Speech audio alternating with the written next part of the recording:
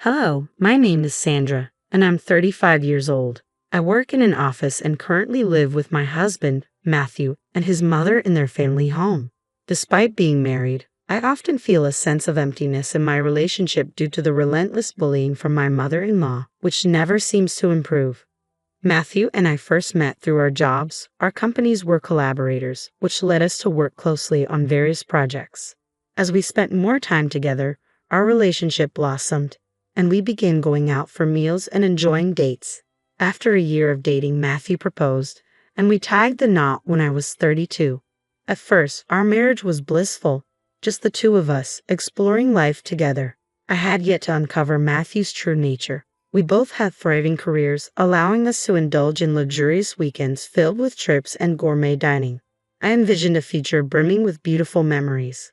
However, everything changed dramatically 3 years into our marriage when Matthew's father fell ill and passed away unexpectedly. Overwhelmed by grief, Matthew suggested we move in with his mother. I was taken aback by this idea. While I sympathized with her loss, we had only been married for 3 years, and I cherished our independence as a couple.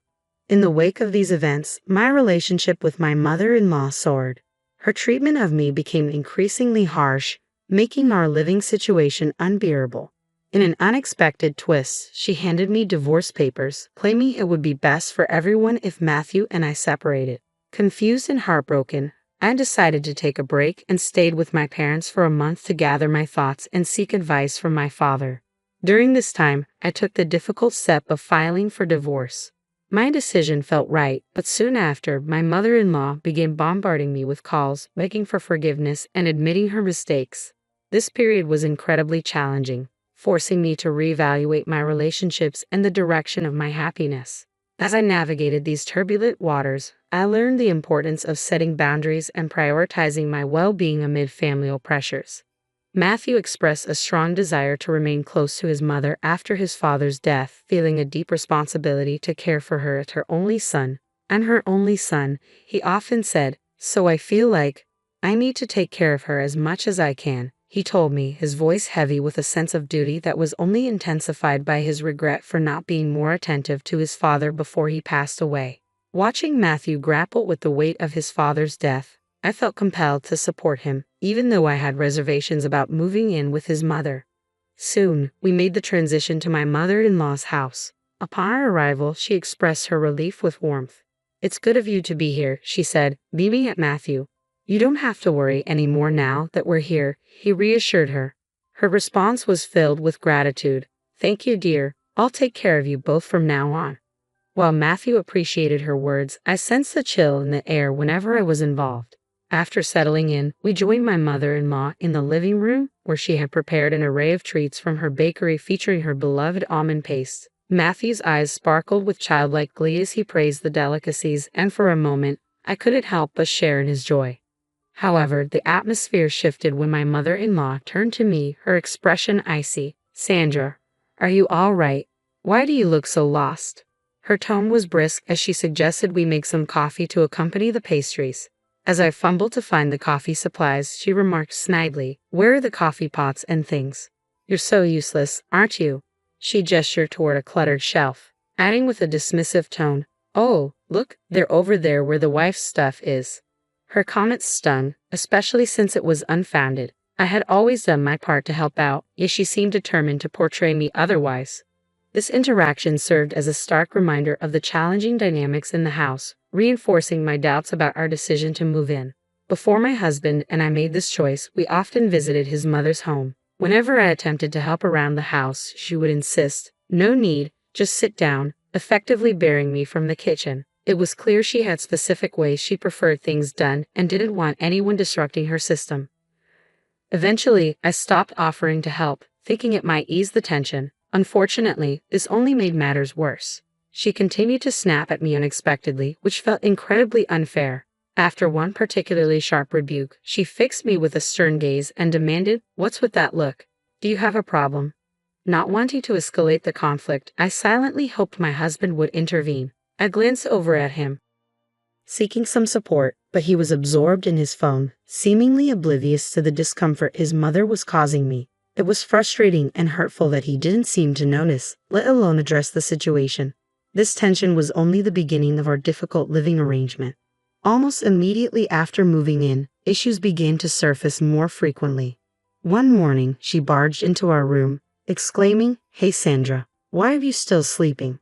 I glanced at my phone, surprised to see it was only 6 o'clock a.m. I replied, slightly confused, "It's only 6 o'clock in the morning."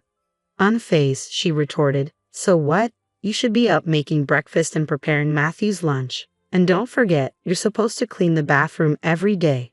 Her expectations startled me. I typically didn't make lunch for my husband since we often skipped breakfast due to not being morning eaters.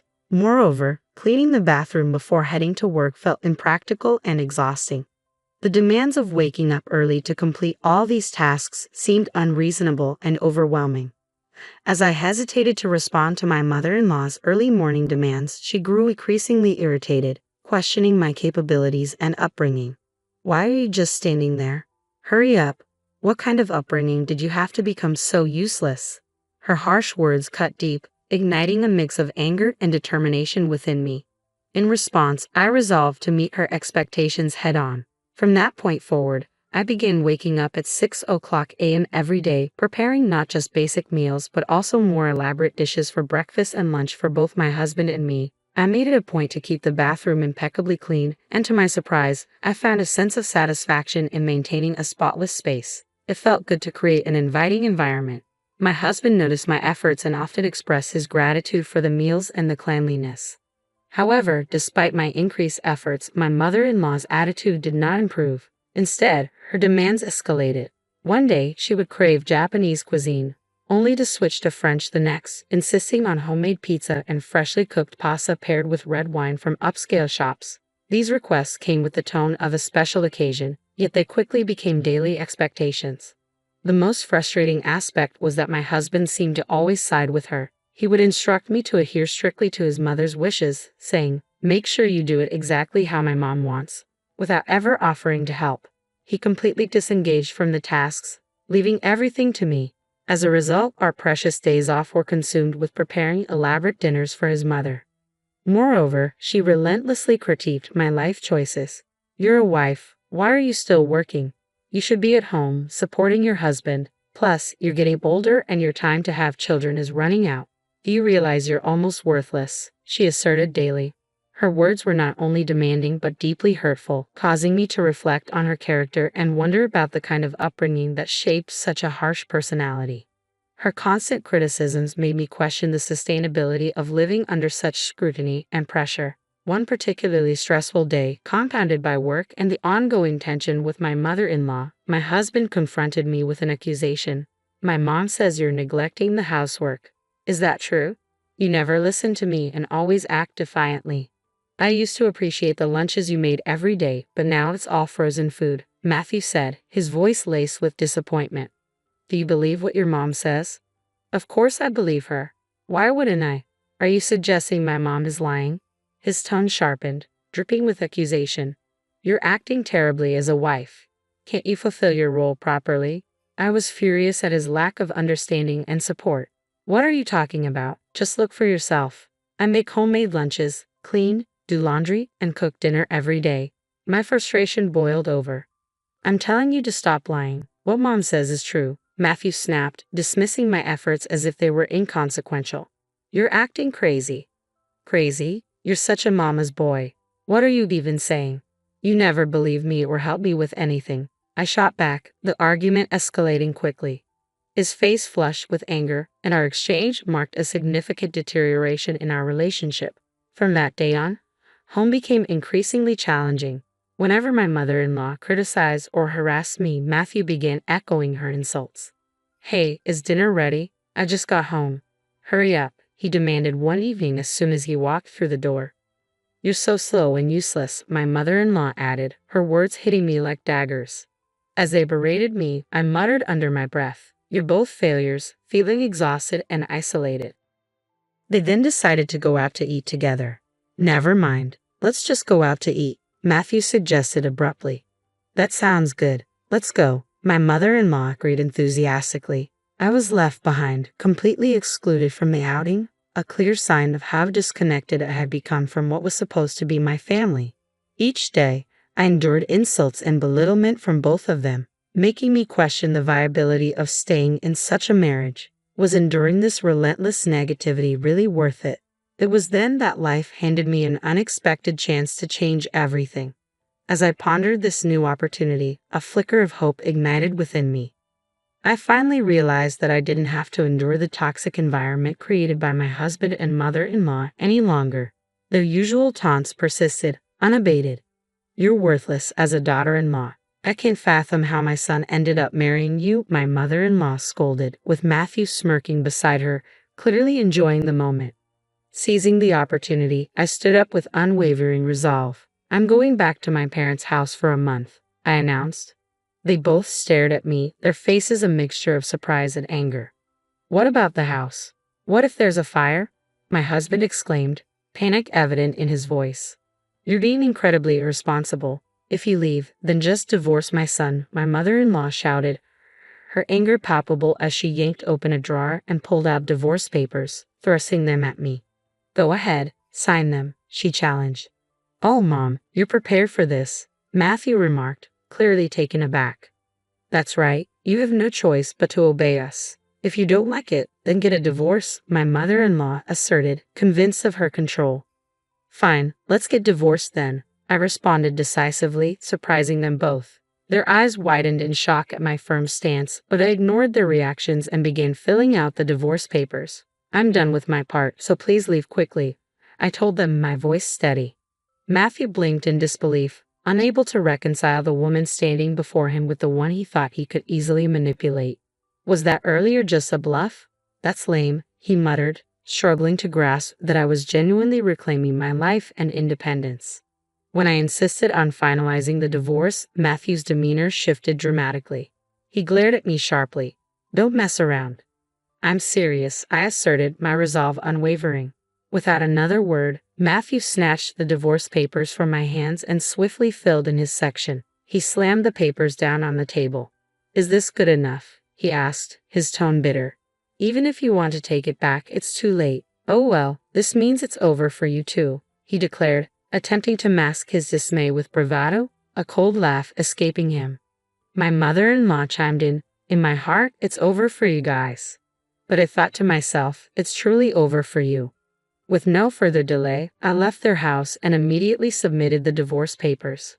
When I returned to my parents' home, I recounted everything to my father, who was deeply shocked but promised to support me in whatever actions were necessary.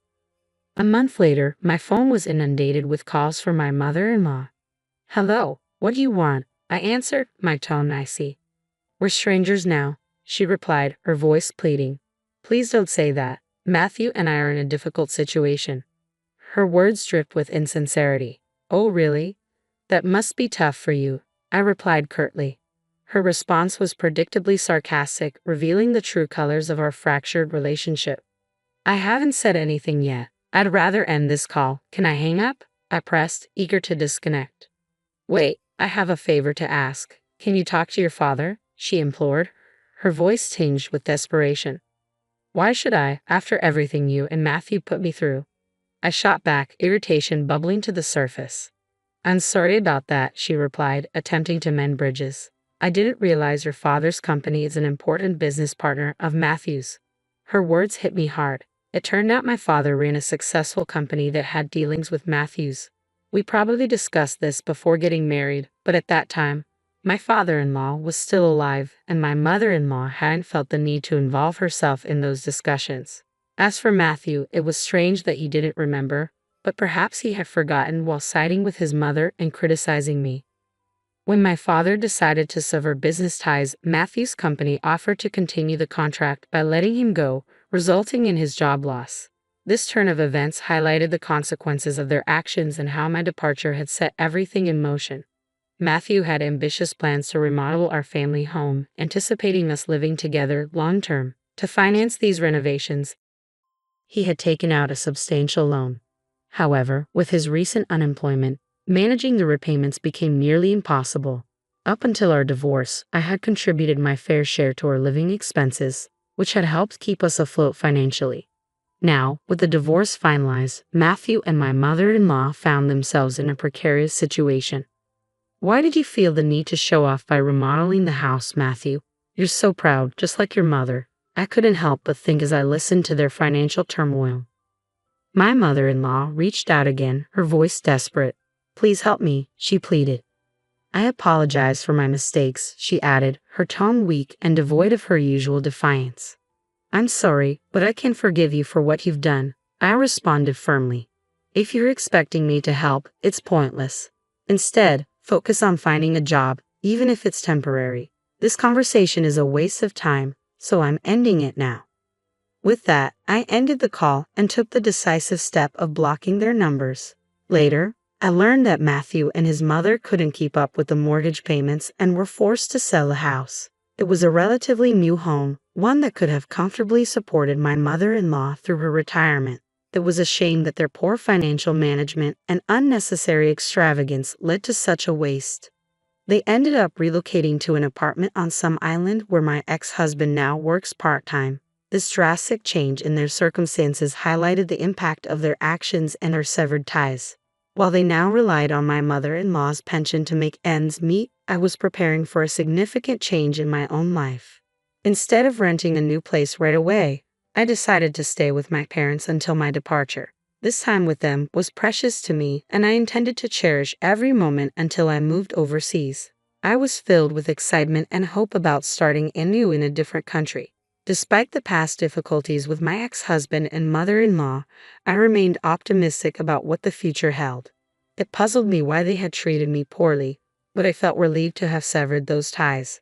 Perhaps in this new chapter abroad, I might even meet a wonderful partner and explore the possibility of an international marriage. I genuinely wish happiness for my ex-husband and mother-in-law in whatever their future endeavors might be.